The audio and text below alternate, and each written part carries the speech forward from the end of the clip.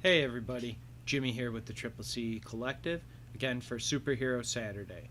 Today, for this Superhero Saturday, we're jumping into Season 1, Episode 1 of Peacemaker. Now, I know for Peacemaker on HBO Max, they dropped 3 episodes right away. I'm still doing one a week, just the same way that I've done with Book of Boba Fett, the same way that we do with the Teenage Mutant Ninja Turtles. So today we're going to be jumping into episode 1. Now with Peacemaker, we all might have first saw him in James Gunn's The Suicide Squad that was released last year. I loved The Suicide Squad, James Gunn's The Suicide Squad. I thought it was really great. I thought it was a lot of fun. I thought it was really a bunch of over-the-top action and gore. Like, I thought it was exactly what I wanted from, like, a Suicide Squad movie. It was so much fun. Now on to John Cena's Peacemaker. When it comes to like Peacemaker as a character, don't know much about him. He's not like what I would consider one of my guys, or one of my anti like heroes or supervillains or anything like that. I didn't really know what to expect from like John Cena's Peacemaker from Suicide Squad. Didn't really know like after the events of Suicide Squad and after watching the teaser at the end or the stinger at the end.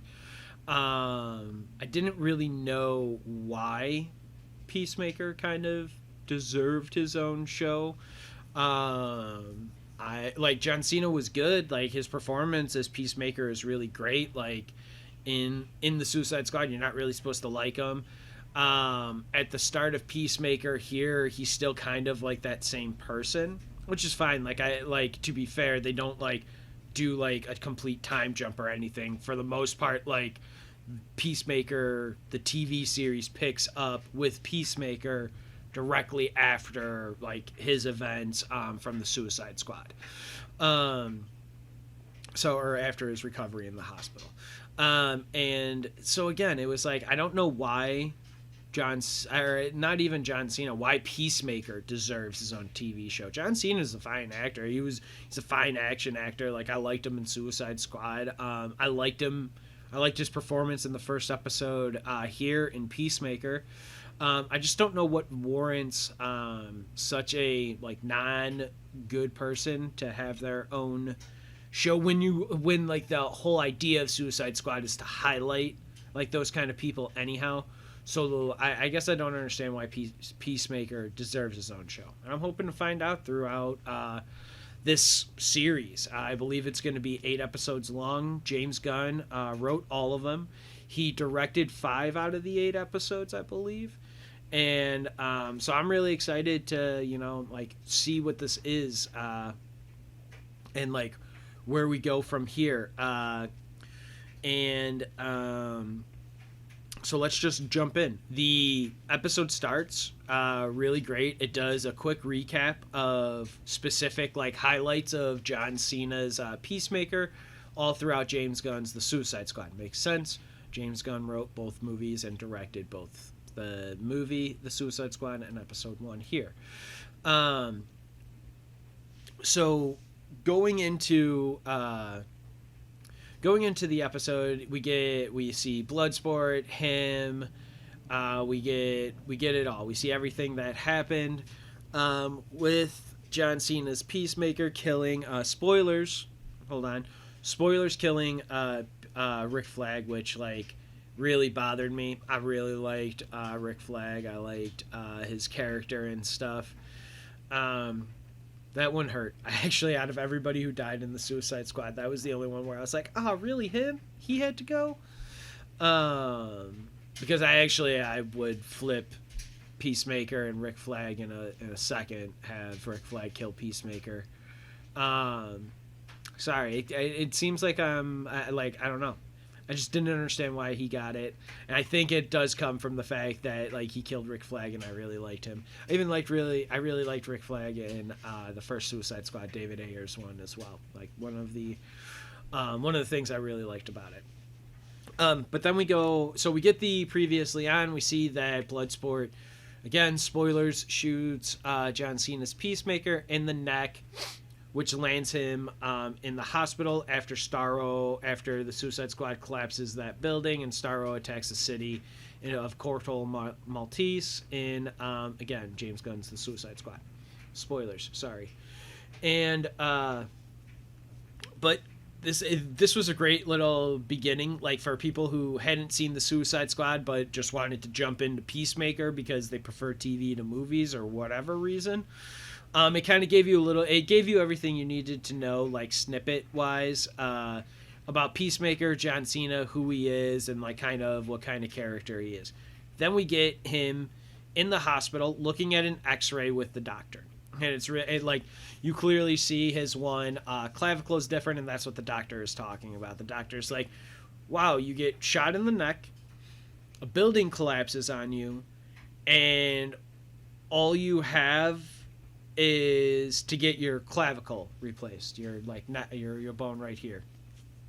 And he's like, this is actually really funny. If there is one compliment I've got to give John Cena, the way his line readings and the way he delivers his lines as like Peacemaker, especially in this scene, he's like, Doc, is there any way we can get better resolution on that X-ray there? It looks like I'm just a muscle guy who just cares about bulk for muscles, and I care about all my small little groups of muscles as well. I'm not that kind of guy. And like, it was really funny because the doctor's then's like, Chris, that's probably something else I should say. Peacemaker, John Cena's like character name, like non-superhero name, or non-made up name, if you will, is Christopher Smith.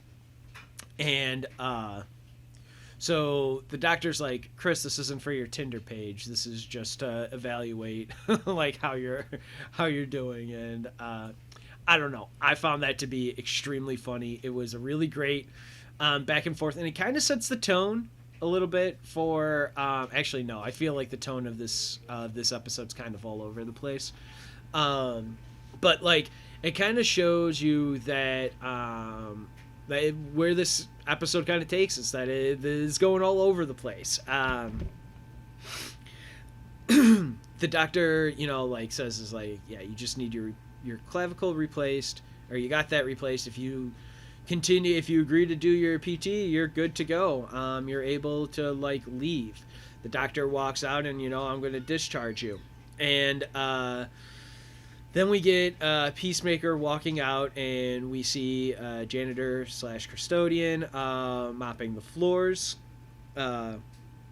His name is Jamel, and he is played by the wonderful Rizwan Manji, and he's great. Like, you guys have seen him in everything. He's in a ton of stuff, and he's always playing like that, like third or fourth guy that's in the group.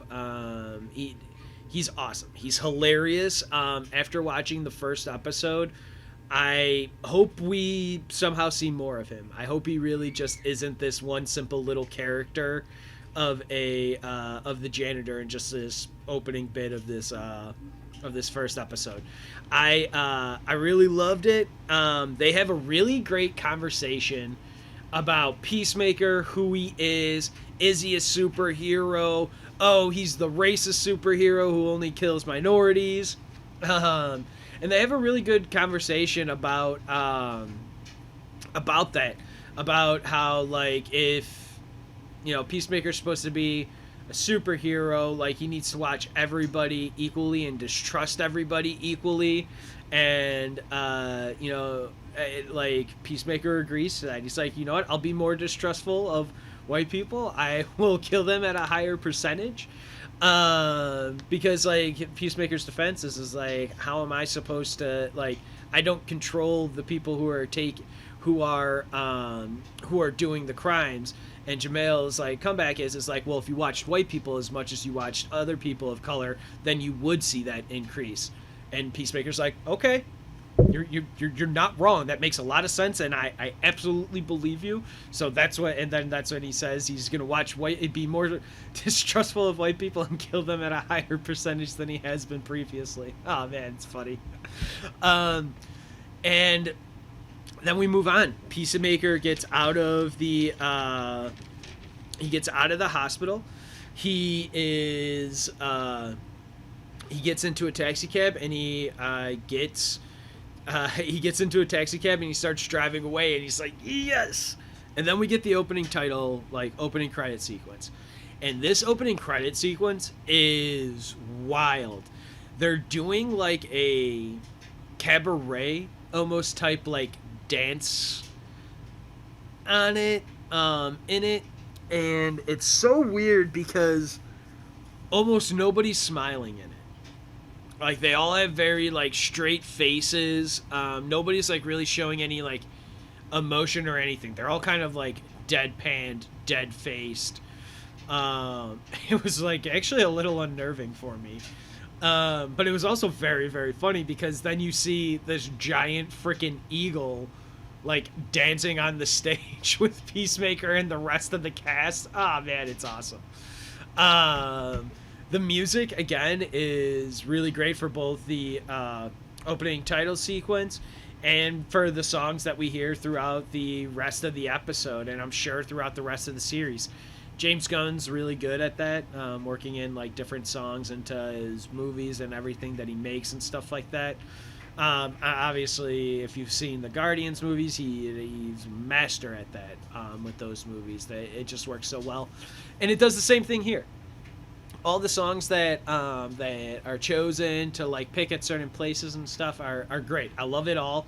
It's all just so much. It's all just so much fun. The music that they use, the musical choices that they make and pick, and everything like that. Then we go from the opening title sequence into seeing Kia and Leota. And they are a couple just moving into an apartment. Kia, we don't really know what Kia does as of yet. But Kia is married to Leota. And Leota, she just took a new job, is what we're gathering from like them walking into the apartment and everything that they're getting, or that they just like moved into. That Leota has taken on a new job. She does some kind of spy work because she talks a lot about James Bond, a lot about Octopussy in it, and it's just a really great conversation between these two partners. It's really excellent. Leota is later on in the episode is like one of the funniest people. So like I really liked seeing her at home life first, because she like it wasn't anything like hidden like James Gunn has talked about it. She's played by Danielle Brooks. She is a character like made up for the show and is in every episode and is a part of the show and everything like that. So it's always really nice seeing these players kind of like all the rest of the cast like kind of show up in like what they were doing either previous to Suicide Squad. If we like Leota and Kia, and like we haven't seen them before. They weren't in the Suicide Squad. This is the first time we've seen them. But we know where Peacemaker was. We see a couple of other people from Amanda Waller's team that helped the Suicide Squad, and they show up like Harcourt, Amelia Harcourt, and Steve Agee's Ikamos, I believe is his name. Then we've got Mr. Myrn, who shows up as well.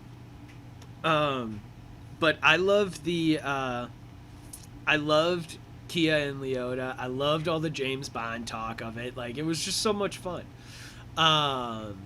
It was just so cool. It was so great. They say that if they're gonna if or when they have kids, if they have a girl, Leota wants to name it Octopussy, and if it's a boy, it's gonna be Sharknado. And I lost it.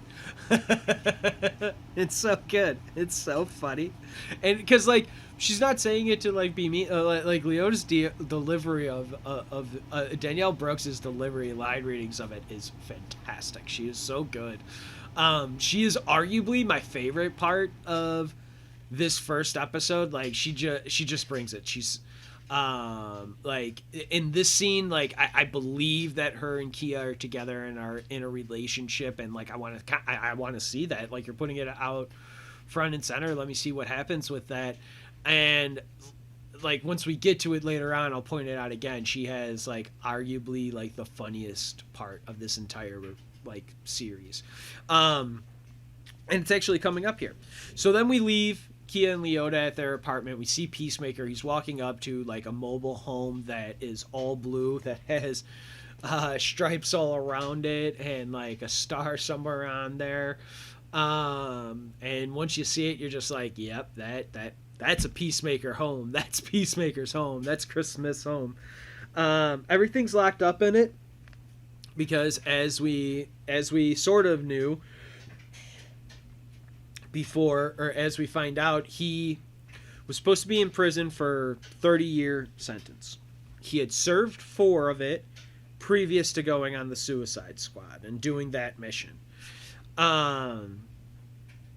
So he should be going back to prison, and it's something he asks Jamail like earlier before he even leaves the hospital, like, hey, are there any cops out there? Anybody looking for me? Anybody looking for me? Because I need to, I should technically be in jail, but the doctor told me I can leave, so I just want to leave. I'm just gonna leave, right?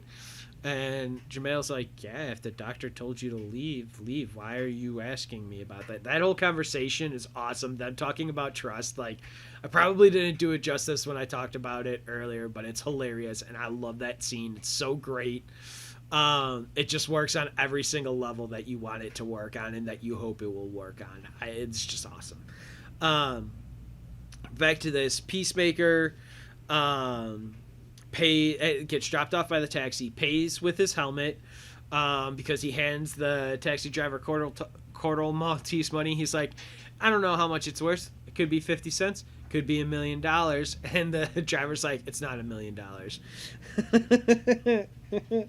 It's like, what do you got in the bag? Peacemaker pulls out his helmet, gives it to the taxi driver, and the taxi driver pulls away. Peacemaker can't get into his house. He breaks a window, only to then have Harcourt, Mr. Myrn, Leota, and who's the other guy?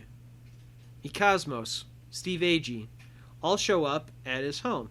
And I lied. Before we left Leota and Kia, she got a text message saying that she needed to go. And a nurse sent a text to Mr. Myrn when Peacemaker left the hospital to set off this whole chain of events. Cosmos, Myrn, Leota. All right.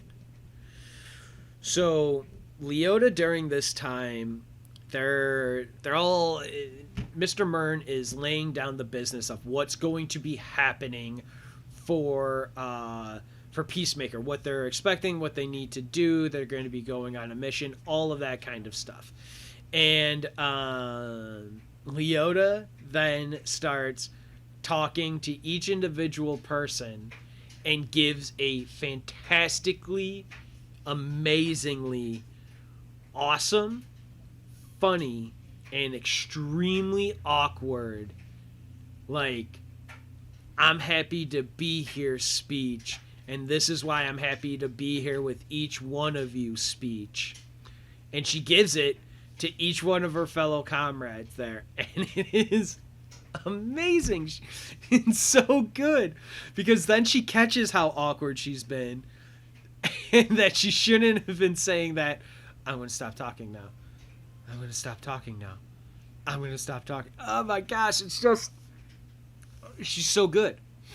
Like, where did you find Danielle Brooks at, James Gunn? Because she's fantastic. She is very funny, and I am for this show just to see what happens with her and see how much, like, funny and greatness she gives us, because like she's very funny here, and like she is just awesome. Like that awkwardness in that speech, like you can't teach. There was something special about that. Like you can't teach that. Like that is something that is just like a special gift, and like seeing her be so like fun and playful with her partner earlier in their apartment was really great. Seeing her be like so funny and like awkward here was really great. I'm also excited to see her get a chance to be a real like badass and like shoot some stuff up or blow some stuff up and like, as they say, get in the shit and stuff. Like I'm excited to see that from her because she was great. She was really funny. She's fantastic. So I want to see more of Leota in this, and then they need to talk about, okay, cool, that Peacemaker says, I'll join you guys, I'll stay out of jail, I'll do all this, we'll kill the bad people. They set a meeting time to go meet at a meet for dinner, and then he's like, okay, cool, but like before that I've got to stop at my dad's and I've got to get my eagle. And they're like, you have an eagle named Eagly, and do you have a dog named Doggy? Do you have a daughter named Daughtery? They make all kinds of jokes at him like this, and to be fair, this is really funny. Peacemaker's response is, jealous of a guy's eagle much? Oh man, it's so good. It's like really funny. So like all of this, like up until like this first bit of this like episode, it's been very funny. It's been very good. I've liked it. I thought that the honest conversation about like race and like watching people and things like that was really interesting to have. I thought it was really good to have. And then we leave the dinner. Or I'm sorry, we leave not the dinner. They're going to go meet for dinner later. We get Peacemaker leaving and going to his dad's. And Peacemaker's dad is played by Robert Patrick, a.k.a. the T-1000. This guy, when I say this guy, I mean Peacemaker's father, Mr. Smith, which is also really weird to hear in, like, now with reframing it of, like, Matrix being in my life since 1999. It's interesting to hear that also plays into a little bit more of Robert Patrick's a real dick. He's a real dick. Just a mean dirtbag of a dude. And, like, this whole scene's actually really kind of... It was difficult for me to watch the second time. Like, it wasn't easy to watch it the first time around, but the second time I knew what I was getting, and it still really made me cringe a whole bunch. And like his dad, like Peacemaker's dad, like Robert Patrick in the show, just at least in this episode here, I don't know if there's really any way to come back from it, but as of right here, he's a total scumbag. He's a total dirtbag. You want nothing to do with him.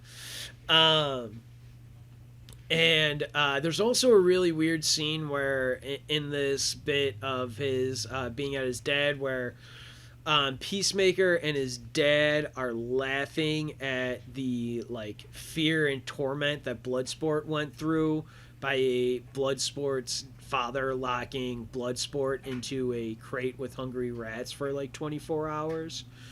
And like that was the whole bit at his dad's was rough to watch. Everything about this was pretty rough to watch. And like to be fair, I don't know anything about like Peacemaker previous to like what I saw in the Suicide Squad and what I'm seeing here. So I don't know if this is like very historically accurate or like comics accurate for Peacemaker's dad to be this like big of a dirtbag. All I really know about the like history of Peacemaker is that it was originally a Charlton Comics, and then DC acquired Charlton Comics. And Peacemaker was originally created by Joe Gill and Pat Boyett. Other than that, I don't really have much history on him, like I said at the top of this. So like I don't know if this is like very comics accurate, if like Peacemaker's dad is just like this bad of a person, and then when we see Peacemaker make his kind of off the cuff remarks that don't really like fit well and stuff, it's like, all right, well, he doesn't do it all the time, so maybe he's learning and he's just not there yet. And like I guess like, you know, nature versus nurture or whatever, I don't know.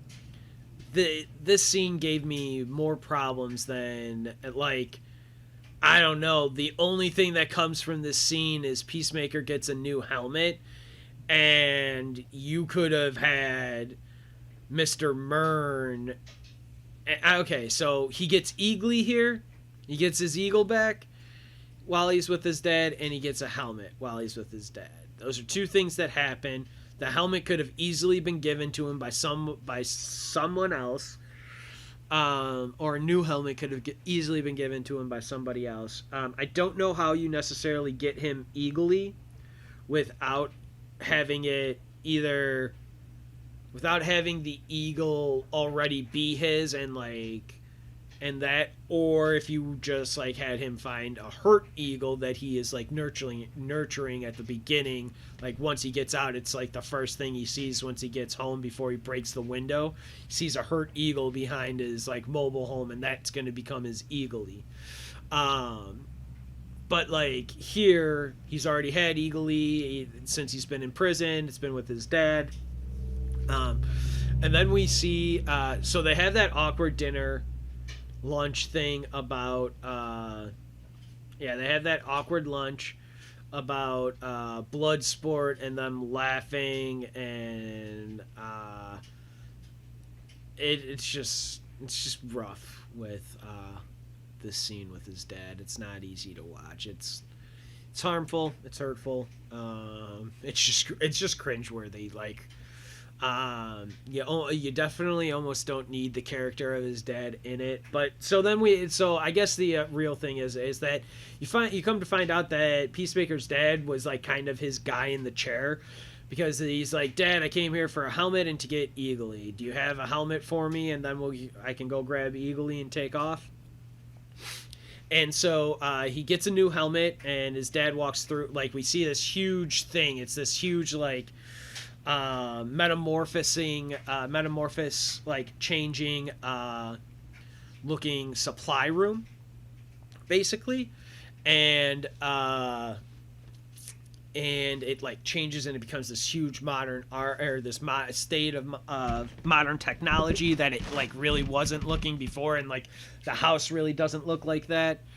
So you know, like his dad was into some stuff before. Clearly, was the one who made Peacemaker's like outfit and helmet and all of that. Peacemaker ends up taking a sonic boom helmet. Gets Eagly.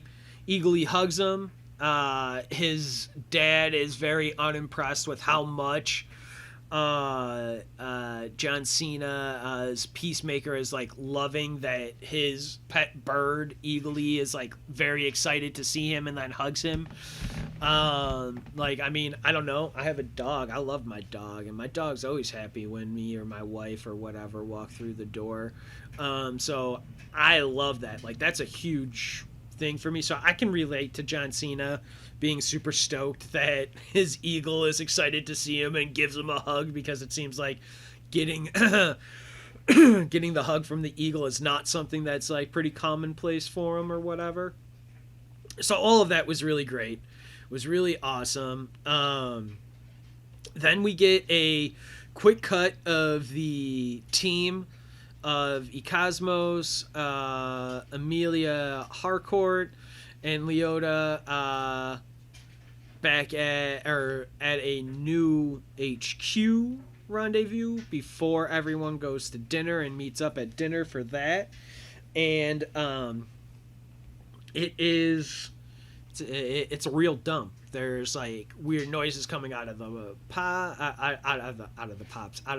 pipes that Steve Agee's character keeps like questioning and worrying about. Harcourt kicks Leota out of the desk that has like the only bit of sun. They're really in a dump. It doesn't look like they've got a really great HQ. And then we get, like I said, then we get back to Peacemaker, his dad. They have that whole conversation about the fear of rats with blood sport, the more harsh language. Then we also get like the dad being like, like laughing, almost joking. Now, don't tell me the guy who shot you is this. Uses a really derogatory name. Who fears the rats isn't the one who shot you. And then it gets super quiet. Can hear a pin drop. Because Bloodsport, as we know, sorry, spoilers to the Suicide Squad, is the one who shoots John Cena at the end of it before the building that they're in collapses. And then John Cena kind of gets all curtailed a little bit because him and his dad were having such a great time, and then his dad has to go ahead and ruin it by saying something like that. They can't just be focused on this other guy at this mutual thing. His dad has to bring it back to him. And it's a really interesting dynamic. Again, I don't know if I needed Robert Patrick, and I don't know if I needed this scene in here. I really don't know. It's just really offensive and like harsh to watch and cringe worthy to watch. And I really just don't know why it was in there. Again, I guess to show like maybe, I mean, to be fair, Peacemaker keeps calling himself a hero. He loves peace so much he doesn't care how many people he has to kill to get it. So like he's already deranged in that kind of sense. But like I don't know. I didn't see the point of it. Maybe he wants to do better than that, than just be that, and that's like the arc we'll see from Peacemaker over the course of this series. I'm not entirely sure. I don't know. But yeah, then the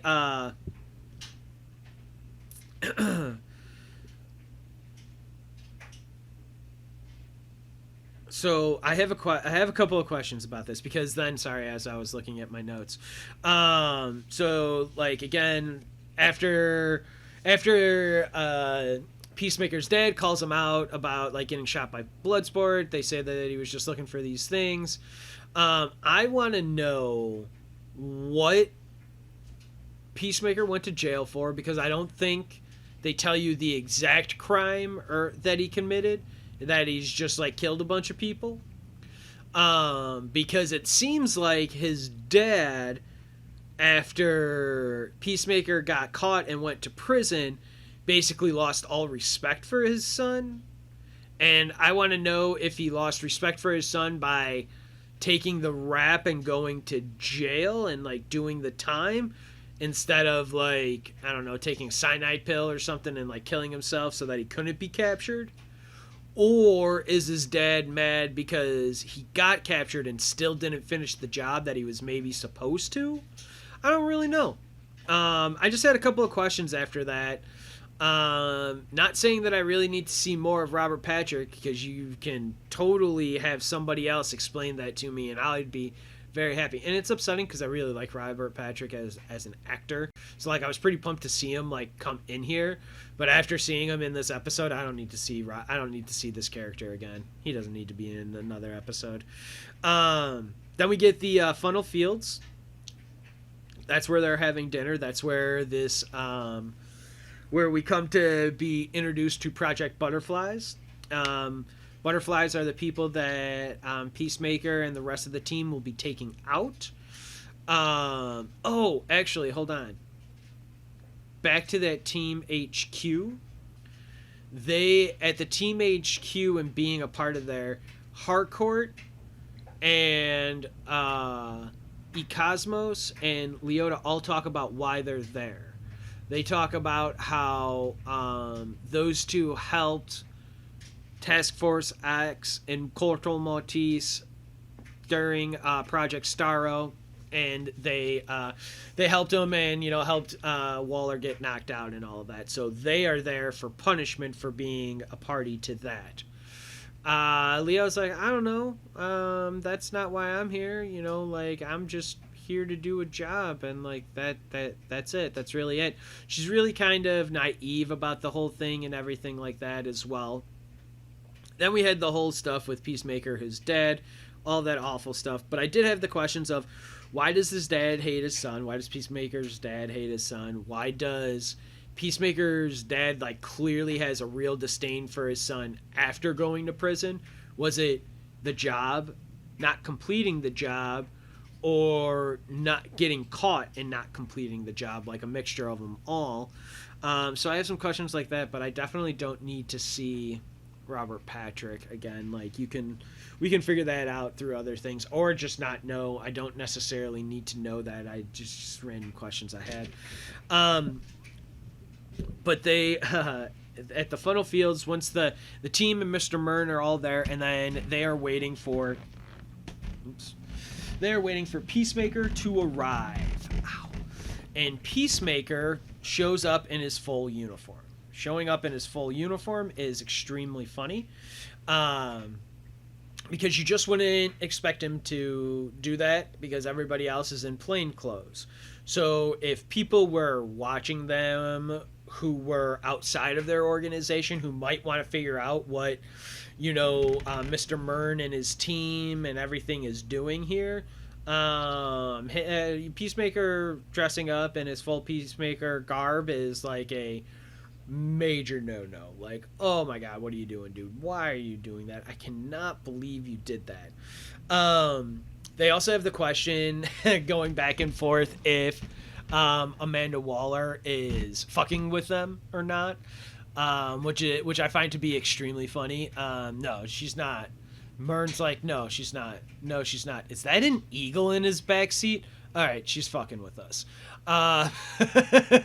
It's a great back and forth, all before Peacemaker gets in. He's like, I'm sitting with them. I just need a menu. Then he calls the waitress Sweet Cheeks, which is another great conversation that they have about, like, dude, really? That's not okay. Like, it's not appropriate anymore. Like, don't, like, it's not okay anymore. It's offensive to do that. It's not okay. And they have that whole conversation, which is really great. It is actually led by Danielle Brooks' character, Leota. I loved this whole Sweet Cheeks convo, the fucking with us and stuff. This got me like back into the show a little bit, because this was funny. I thought this was a good conversation to have. I just thought it all worked for it. I really liked it. And then we get an introduction into Adrian Chase as Vigilante. Now, he is pointed out as Gut Chase, I believe, is what Peacemaker calls him. But if you watched Peacemaker with subtitles, the subtitles say that it's Adrian Chase. And Adrian Chase is the other, like, anti-hero villain known as Vigilante from DC Comics.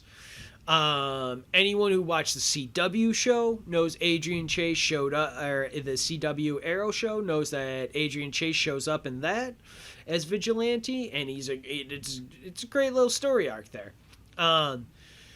This is something completely different, because when Peacemaker was in his mobile home, forgot to mention this as well, before the rest of his team for Project Butterfly shows up, he is listening to old voicemails because his dad never canceled his cell service that he's been paying now for 4 years that Peacemaker doesn't have money for, because he's been in prison, no real job, no real income coming in.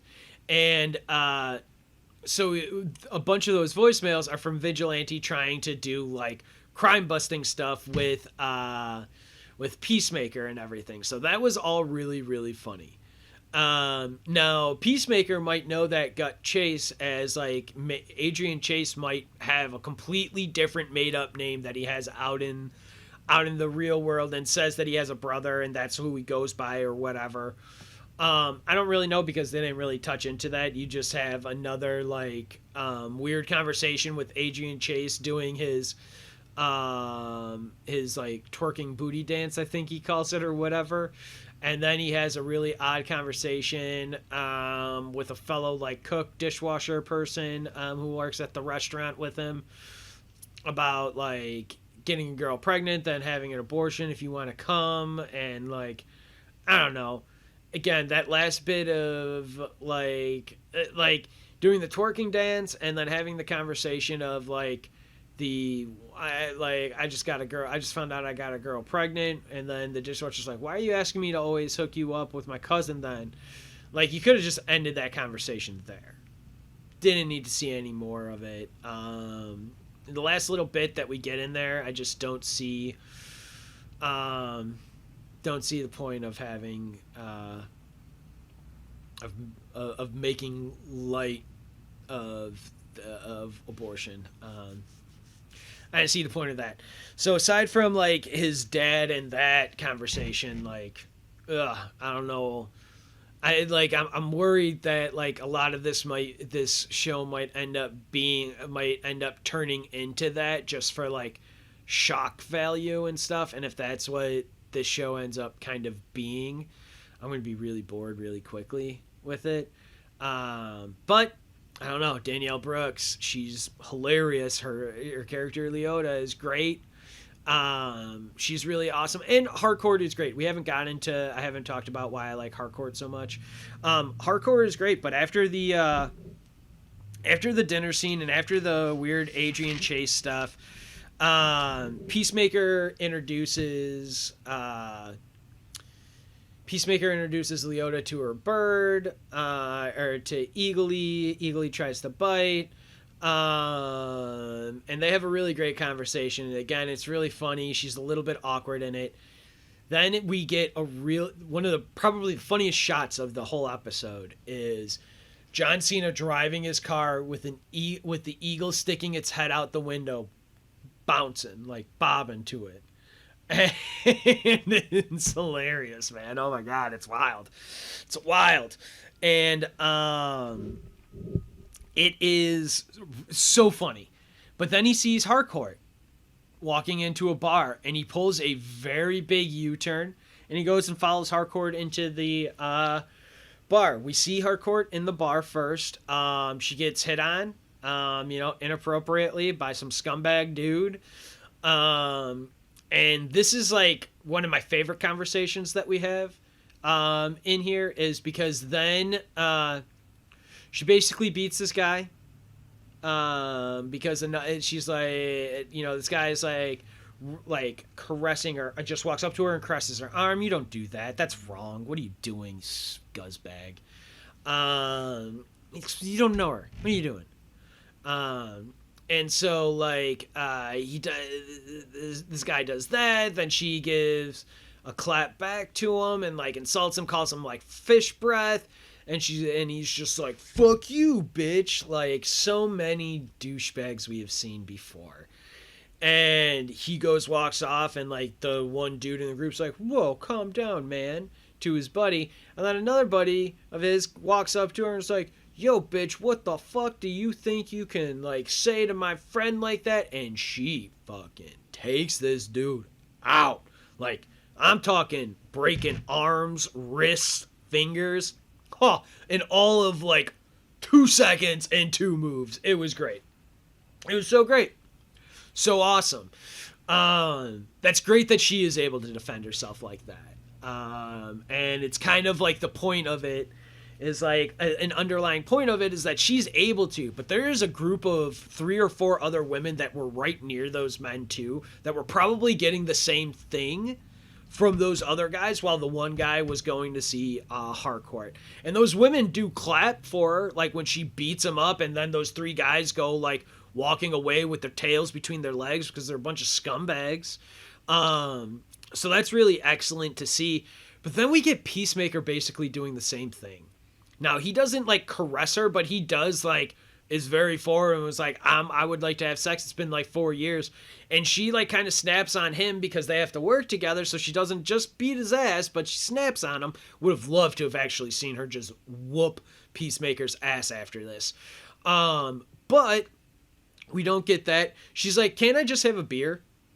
Like, so many other people, like so many other guys, or is it because that I'm a woman and I wear makeup that like I'm automatically an object? Great conversation to be having with people.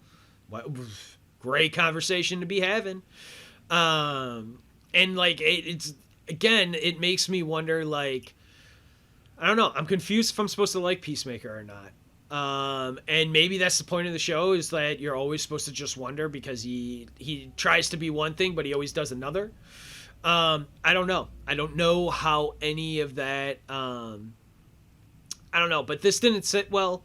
No. I loved Harcourt and I loved her calling Peacemaker out, being like, I'm my own person too.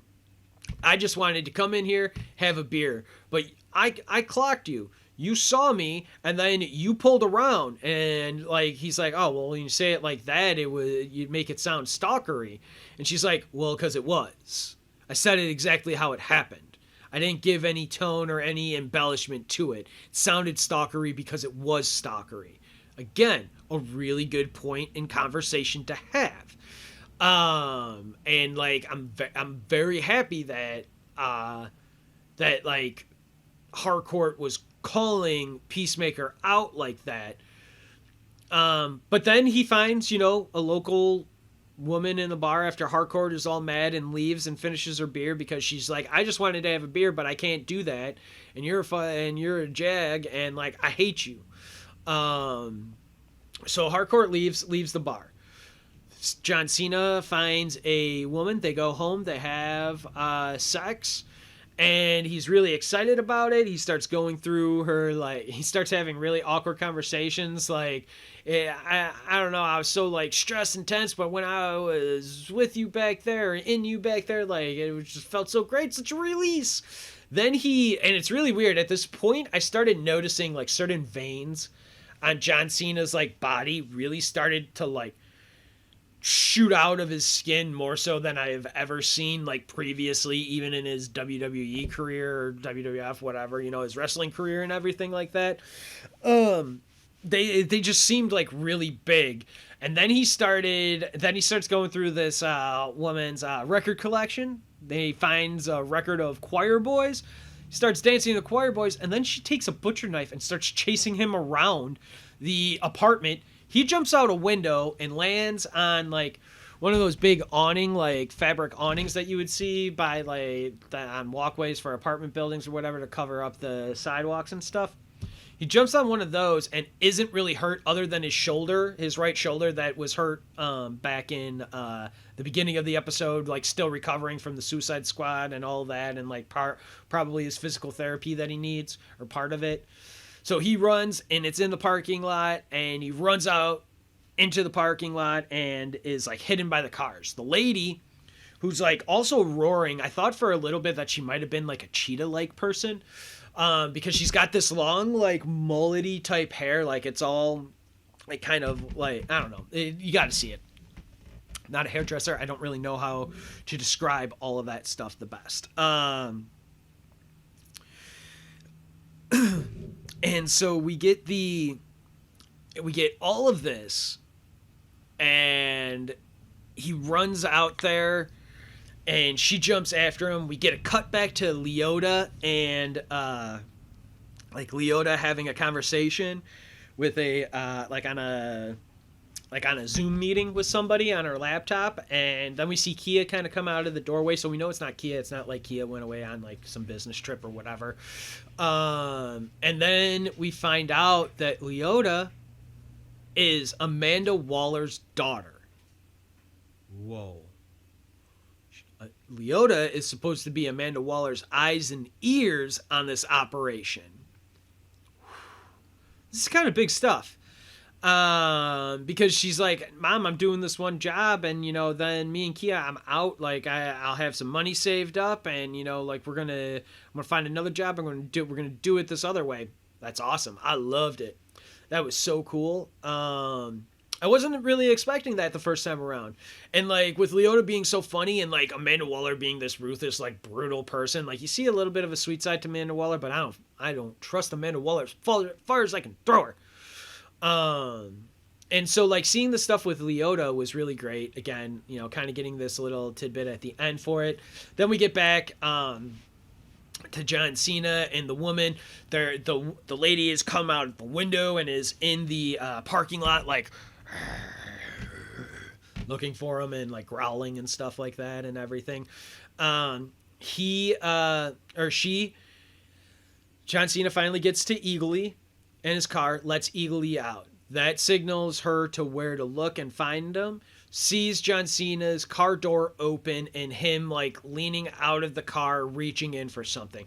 She starts running after him. We get the John Cena's Peacemaker puts on the sonic boom helmet and pushes the sonic boom and explodes this woman to smithereens. She is pieces of goop and an arm. At the end of it, there's like a big crater with all the cars as well. Like, oh my god, it was so cool. It was so cool. And then the episode ends.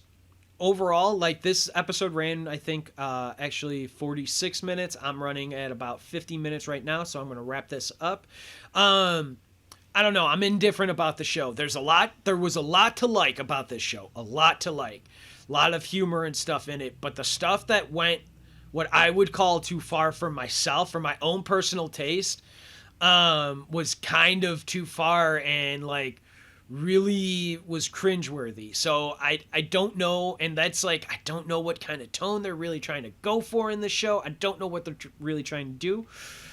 And like again, as of right now, I'm still not in team like Peacemaker needed his own show. After watching this one episode, I'm not convinced that he needed his own show. I don't know. We'll see what happens. I'm going to stick with it. You know, it's 8 episodes. We're going to do this for the next 8 Saturdays for you here on Superhero Saturday, presented by the Triple C Collective. I'm Jimmy Clark. Thank you for joining me.